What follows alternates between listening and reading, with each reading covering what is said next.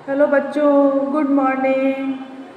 चलो आज हम लोग करेंगे चैप्टर 9 का जो बाकी टॉपिक है उसको हम लोग कंप्लीट करेंगे, ठीक है ना। पेज नंबर 93 निकाल लीजिए आप लोग, पेज नंबर 93।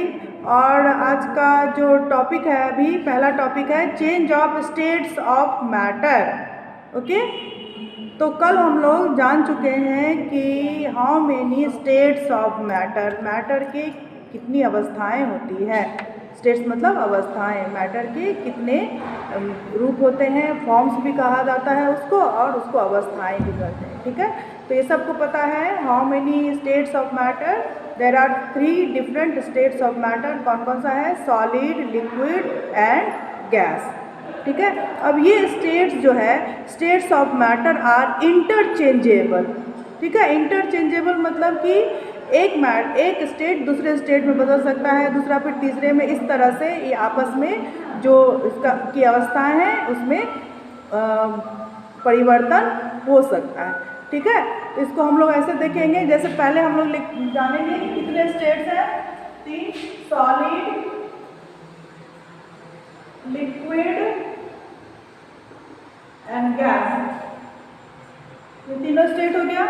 अब जो है ये तीनों स्टेट आपस में बदल सकता है। सॉलिड जो है लिक्विड में चेंज हो सकता है, लिक्विड जो है गैस में बदल सकता है, फिर गैस जो है लिक्विड में बदल सकता है, और लिक्विड जो है फिर सॉलिड में बदल सकता है, ठीक। तो इस तरह से ये जो प्रक्रिया होती है इसको कहा जाता है change of states of matter, मतलब कि इसके अवस्थाओं में बदलाव, मैटर की अवस्थाओं में बदलाव, ठीक है। तो आप लोग उंगली रखिएगा बुक में, page number 93। Matter can change from one state to another by heating और कूलिंग। एक अवस्था दूसरी अवस्था बदल सकती है, लेकिन उसके लिए क्या अनिवार्य है, होना चाहिए, क्या शर्त क्या है? हीटिंग या कूलिंग होना चाहिए, ठीक है ना। हीटिंग यानी कि गर्म होना चाहिए, या फिर कूलिंग यानी कि ठंडा होना चाहिए, ठीक है। When we keep water in a freezer it turns into ice. तो जब हम लोग पानी को फ्रीज़र में रखते हैं तो ये आइस में बदल जाता है। तो पानी जब हम रखे थे उस समय में उसका रूप कैसा था? तभी वो लिक्विड फॉर्म में था, ठीक है। और जब वो ठंडा हो गया, फ्रीजर में रखे, इट मीन्स कि वहाँ पर ठंड ज़्यादा है, ठीक है। और ठंडा जब हुआ पानी तो वो किस में बदल गया? आइस में बदल गया। That is a solid form of water. तो आइस जो पहले हम लोग पानी को रखे थे फ्रीजर में तभी वो लिक्विड फॉर्म में था, जब वो पानी ठंडा हुआ तो आइस में बदल गया, यानी सॉलिड फॉर्म में बदल गया, जिसको कि आप लोग घर में भी करके देखते होंगे, ठीक है। अब उसके बाद देखेंगे हम लोग इसी को कैसे लिखेंगे सेंटेंस में। The process by which a liquid changes into solid on cooling is called freezing और सॉलिडिफिकेशन। अब इसी प्रोसेस को कहा जाता है फ्रीजिंग या सॉलिडिफिकेशन, ठीक है। अब उसके बाद देखिए, अब when we keep ice cubes out of the freezer और heat them they turn into water. अब उसी आइस क्यूब को आप फ्रीजर से बाहर निकाल दीजिए और उसको छोड़ दीजिए, बाहर निकाल के छोड़ दीजिए, बाहर मतलब रूम टेम्परेचर पर उसको छोड़ देना है। तो आप देखिएगा कि थोड़ी देर में आइस क्यूब जो है यानी बर्फ़ के टुकड़े वो फिर से पानी में बदल जाएंगे, मतलब कि रूम टेम्परेचर पे वो गर्म हो गया, आइस क्यूब गर्म हुआ और वो पानी में बदल गया। मतलब कि जब सॉलिड गर्म होता है तो वो फिर से लिक्विड में बदल जाता है, ठीक है। तो इसको कहा जाता है, इस प्रोसेस को कहा जाता है melting. The process by which A solid changes into liquid state on heating is called melting, okay. अब उसके बाद when we heat water it turns into water vapor। जब भी हम पानी को गर्म करते हैं तो पानी वाटर वेपर में यानी स्टीम, जो कि जिसको कि भाप भी कहा जाता है, उसमें बदलता है, ठीक है। इस प्रोसेस को कहा जाता है evaporation. The process by which A liquid changes into gas on heating is called evaporation. इसी प्रोसेस को कहा जाता है इवेपोरेशन, मतलब कि पानी भाप में बदला। कैसे? जब वो पानी गर्म हुआ तो भाप में बदला। अब when water vapour cools down, जब वाटर वेपर कूल्स डाउन होता है मतलब जब ठंडा होता है, दे फॉर्म वाटर, ये फिर से पानी में बदल जाता है, ठीक है। The process by which A gas changes into liquid on cooling is called condensation. इस प्रोसेस को कहा जाता है कंडेंसेशन, ठीक है। अभी मैं इसको लिख करके भी बता दे रही हूँ आप लोग को, डायग्राम में भी अच्छी तरह से क्लियर कर देती हूँ। ओके,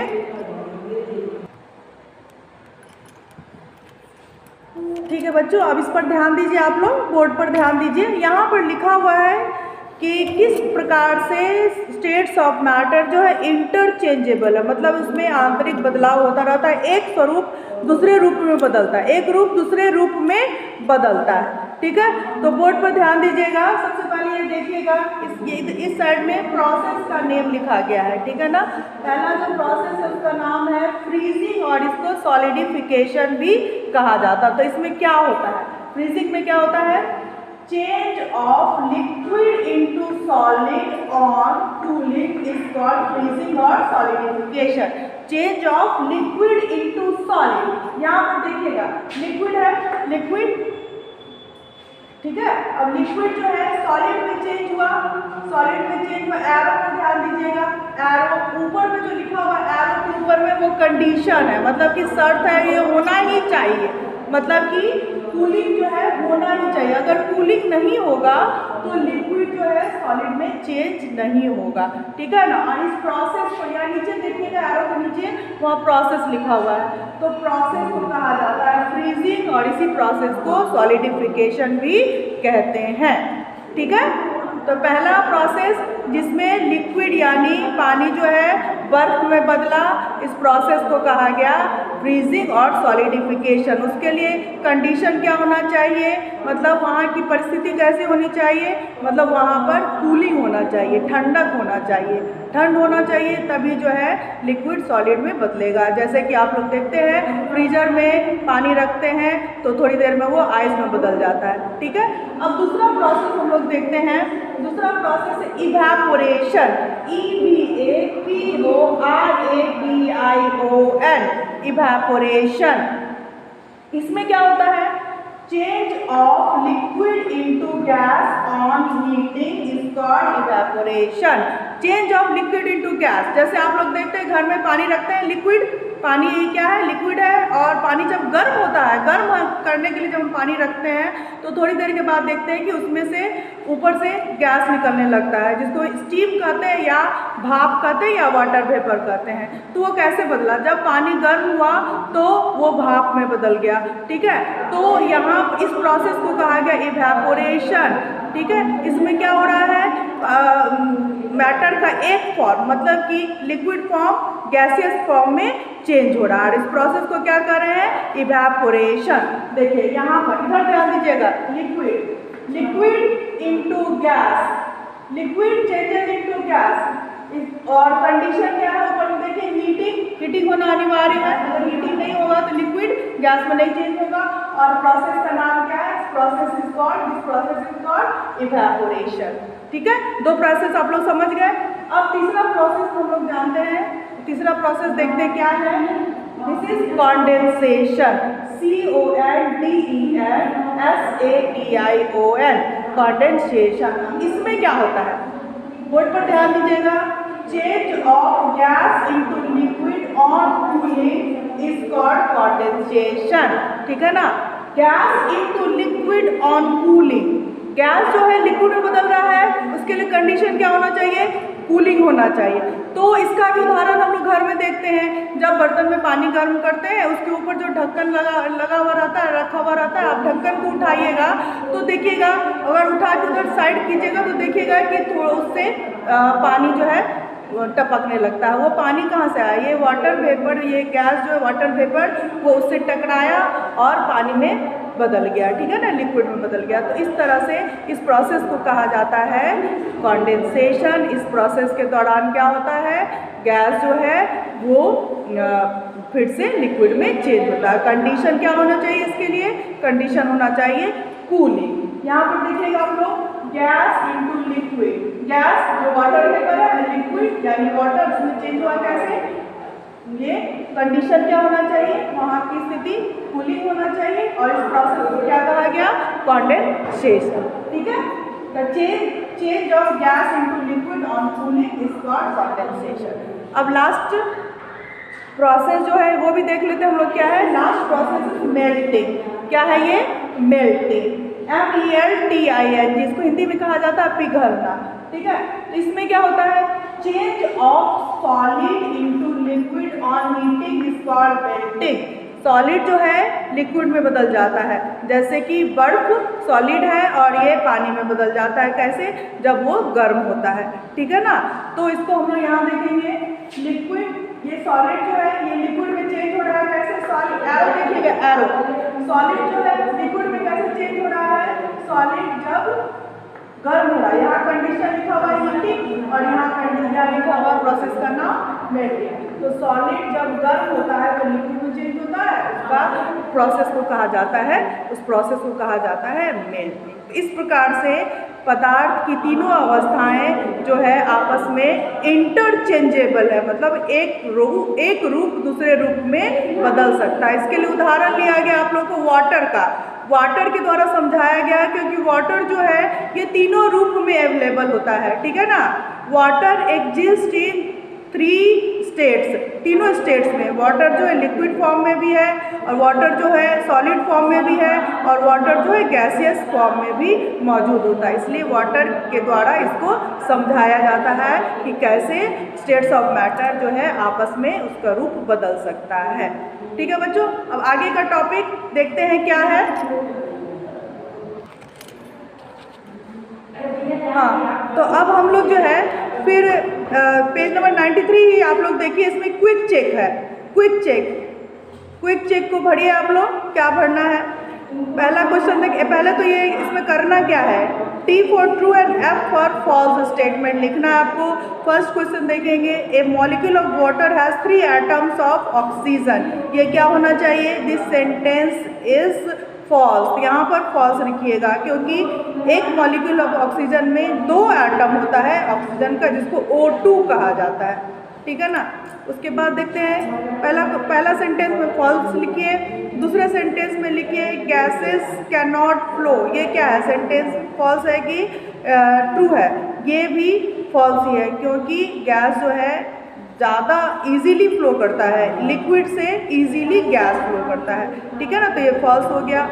तीसरा, liquids do not have fixed shape, liquid का अपना कोई फिक्स्ड शेप नहीं होता, ये सही है, दिस स्टेटमेंट इज ट्रू, इसलिए ट्रू लिखेंगे। लिक्विड का अपना कोई शेप नहीं होता है, जिस कंटेनर में उसको रखते हैं वो उसका ही आकार ले लेता है, ठीक है।